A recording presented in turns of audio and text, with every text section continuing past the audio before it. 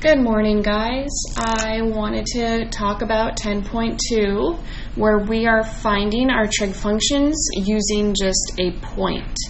Okay, so if we look at number 18, the point is negative 3, 2. So I want you to go ahead and go find where negative 3, 2 would be. So I go left 3, and I go up 2, and here's this point right here. Okay, this is in standard position, so I know my origin was 0, 0, and I know that it's a right triangle. Okay, so this is what I know so far. If I look at the point, I actually already have two sides. I have the negative 3, and I have the 2, but I don't have my hypotenuse. So if you remember with right triangles, we were going to use the Pythagorean theorem. Okay, so that's a squared plus b squared equals c squared. So c would represent, we'll just say, okay, let a be 2, b be negative 2, and this is c. So I only want c, I don't want c squared. So I'm just going to rearrange this. How do I get rid of a square? I'm going to do the square root of this side. And then I just get my c. All right, so a squared is 2, so 2 squared, plus b is negative 3, so I'm going to square that, and that's c. So I have 4 plus 9 equals c, and 9, we get square root of 13. So I know the square root of 13 is my hypotenuse.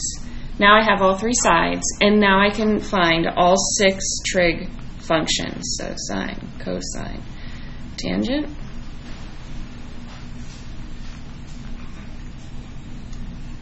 cosecant, secant, and cotangent. All right, now I highly recommend that you guys write this down every single time. It will help you remember. So remember, SOHCAHTOA. Keep saying it to yourself. So is opposite over hypotenuse. Cosine is ca, adjacent over hypotenuse. Tangent is opposite over adjacent. Okay, and for our reciprocals, we're just going to flip these. So cosecant is the reciprocal of sine. So cosecant is actually the hypotenuse over the opposite. Secant would be the hypotenuse over the adjacent. And cotangent would be adjacent over opposite.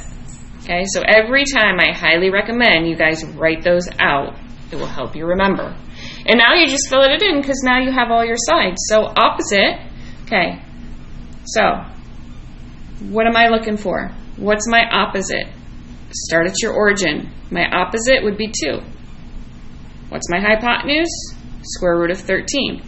We cannot have our radical sign in our denominator. So we're going to multiply top and bottom by the radical. So I get a 13 on the bottom, and on top I get 2 square root 13. Okay, for cosine, adjacent. If I'm standing here, my adjacent is my negative 3. So a negative 3 over the square root of 13. Again, I don't want a radical in my denominator, so I'm going to multiply both top and bottom by the square root of 13. And there we go. Oh, you can't see me. There we go.